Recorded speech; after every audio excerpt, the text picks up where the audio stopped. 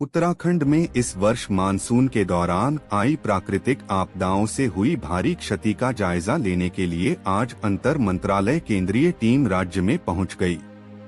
Team ने सुबह देहरादून स्थित राज्य आपातकालीन परिचालन केंद्र में सचिव आपदा प्रबंधन एवं पुनर्वास विनोद कुमार सुमन के साथ बैठक की।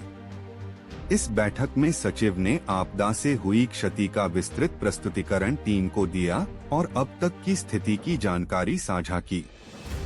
बैठक के बाद केंद्रीय टीम विभिन्न जिलों की ओर रवाना हुई। यह टीम 2 दिनों तक प्रदेश के 6 जिलों का दौरा करेगी। टीम प्रभावित क्षेत्रों में जाकर स्थिति को प्रत्यक्ष रूप से देखेगी और साथ ही आपदा पीड़ितों से बातचीत कर उनकी समस्याओं और आवश्यकताओं को समझेगी। इसके बाद जिला प्रशासन अपने अपने जिलों में हुई क्षति का ब्यौरा प्रेजेंटेशन के माध्यम से टीम के सामने रखेगा। टीम की रिपोर्ट तैयार होने के बाद देहरादून में फिर से बैठक होगी, जिसमें प्रदेश में आपदा से हुए कुल नुकसान और राहत कार्यों की समीक्षा की जाएगी। सचिव आपदा प्रबंधन ने टीम को जानकारी दी कि इस वर्ष 1 अप्रैल से 31 अगस्त तक उत्तराखंड में प्राकृतिक आपदाओं के कारण 79 लोगों की मौत हुई है, जबकि 90 लोग अब भी लापता हैं। इसके अलावा 115 लोग घायल हुए हैं। आपदा से बड़ी संख्या में पशुधन की हानि हुई है, जिसमें 3,953 छोटे बड़े पशुओं की मृत्यु शामिल है। भवनों और संपत्तियों को भी भारी नुकसान पहुंचा है। अब तक 238 पक्के और 2 कच्चे भवन पूरी तरह ध्वस्त हो गए हैं। वहीं 2,835 पक्के और 402 कच्चे भवन गंभीर रूप से क्षतिग्रस्त हुए हैं। इसके अलावा हजारों की संख्या में व्यावसायिक प्रतिष्ठान, दुकानें, होटल, होमस्टे और रेस्टोरेंट भी बुरी तरह प्रभावित हुए हैं। आपदा का असर राज्य की अर्थव्यवस्था और धार्मिक पर्यटन पर भी पड़ा है। 4 धाम यात्रा और अन्य धार्मिक यात्राओं के बंद होने से प्रदेश को भारी आर्थिक क्षति उठानी पड़ी है। इन परिस्थितियों को देखते हुए उत्तराखंड सरकार ने केंद्र से विशेष आर्थिक सहायता की मांग की है। सरकार ने आपदा से प्रभावित परिसंपत्तियों की मरम्मत और पुनर्निर्माण के साथ साथ भविष्य में अवस्थापना संरचनाओं को संभावित नुकसान से बचाने के लिए 5,702 करोड़ 15 लाख रुपए की धनराशि का अनुरोध किया है। आपदा प्रबंधन सचिव का कहना है कि यह राशि राज्य की क्षतिग्रस्त परिसंपत्तियों की मरम्मत और पुनर्निर्माण में उपयोग होगी।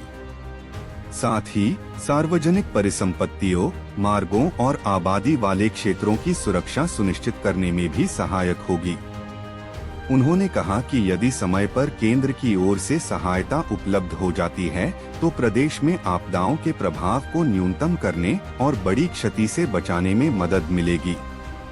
उत्तराखंड जैसे पहाड़ी राज्यों के लिए मानसून हमेशा से बड़ी चुनौती रहा है।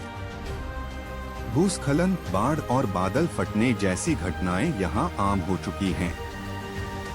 इस बार भी राज्य को भारी जनहानि और वित्तीय नुकसान झेलना पड़ा है।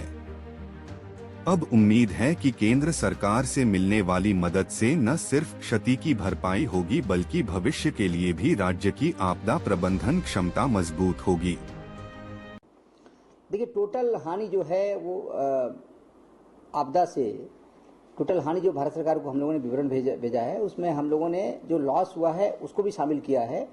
उसके साथ साथ कोई सड़क का लॉस तो नहीं हुआ, अभी सड़क पे यातायात चल रहा है, बट सड़क का पुस्ता नीचे से, सड़क का नीचे से पोर्शन ऐसा या किनारा उसका ऐसा धंस गया है, किसी आबादी को काफ़ी खतरा पहुंच गया है।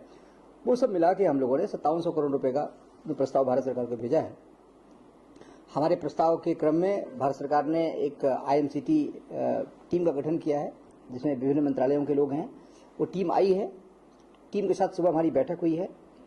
टीम को हमने विधिवत अपने जो लॉस हुआ है, नुकसान हुआ है, जो राहत बचाव कार्य किया गया है, आगे हमारी क्या प्लानिंग है, कैसे हम काम कर रहे हैं, पूरा अवगत कराया है। टीम 2 भागों में विभक्त होकर एक टीम अभी पहुंच चुकी है हरसिल में, धराली में, वहाँ जिलाधिकारी स्वयं है, उनके साथ भ्रमण पर है। एक टीम हमारी पहुंच गई है थराली में, चमोली जनपद में, वहाँ भी जिलाधिकारी उनके साथ में है, भ्रमण पे हैं। पहली टीम जो हरसिल धराली गई है वो हरसिल धराली के बाद रुद्रप्रयाग जाएगी, फिर वहां से पौड़ी जाएगी। दूसरी टीम जो चमोली गई है वो चमोली से बागेश्वर, बागेश्वर से नैनीताल जाएगी। और टीमें अपना भ्रमण करके स्थलीय सत्यापन करेंगी, देखेंगी क्या क्या लॉस हुआ है, जो प्रभावित लोग हैं उनसे बातचीत करेंगे, मिलेंगे, उनसे रिस्पांस देखेंगे, राज्य सरकार का रिस्पांस कैसा रहा। फिर जिलाधिकारी के स्तर से अलग से प्रेजेंटेशन दिया जाएगा उनको, और प्रेजेंटेशन देखने के बाद कल शाम तक टीमें आएंगी। परसों फिर शासन के वरिष्ठ अधिकारियों के साथ में उनकी मीटिंग है, जिसमें चीफ सेक्रेटरी सर और सभी अधिकारीगण रहेंगे। सबके द्वारा अपनी बात, सब लोग अपनी बात बताएंगे, अपने विभाग की जो क्षति हुई इसके बारे में बताएंगे। फिर भारत सरकार को निर्णय के लिए प्रस्ताव भेजेगी IMCT। जो अध्ययन किया गया था, इन्होंने अपनी रिपोर्ट दे दी है? रिपोर्ट आ गई है, उसका फर्दर उसमें क्या क्या कार्रवाई करनी है उसकी मीटिंग हम लोग प्रपोज कर रहे हैं। फिर इसमें जो एक्शन सुझाए गए उस पर कार्रवाई की जाएगी। सर कब तक के लिए केंद्रीय टीम के लोग कल रात तक सब लोग आ गए थे। कल रात में थोड़ी बहुत उनसे जो ब्रीफिंग थी, जो हमारे अधिकारी उनको ब्रीफ किए थे। आज विधिवत एक ब्रीफिंग हमारे आपदा कंट्रोल रूम में उनको विधिवत हमने प्रेजेंट किया है, राज्य की स्थिति के बारे में, आपदा की स्थिति के बारे में, हमने अब तक क्या क्या किया, क्या क्या हमारी तैयारी है, क्या फ्यूचर की प्लानिंग है, डिटेल में अवगत कराया है। उनके द्वारा पूरी चीज़ों को देखा गया है। अब वो निकले हैं स्थल भ्रमण पे, जाके वास्तव में देखेंगे, सत्यापन करेंगे कि जो हमने लॉस दिखाया है वो लॉस है कि नहीं है, कहाँ पे कितना लॉस है, कितनी बड़ी मात्रा में लॉस है। कब तक का है दौरा? उनका दौरा कल तक का है और फिर परसों लौट के यहाँ आएंगे देहरादून में। परसों यहाँ पे सीनियर ऑफिसर्स के साथ बैठक है, फिर इसके बाद देहरादून का भ्रमण उनका है। तो 6 जिलों में भ्रमण अभी करके आ रहे हैं। देहरादून में कल भ्रमण हो जाएगा, तो परसों भ्रमण हो जाएगा, तो 7 जिलों में भ्रमण है। और उसके बाद फिर जो है IMCT अपनी रिपोर्ट सौंपेगी भारत सरकार को।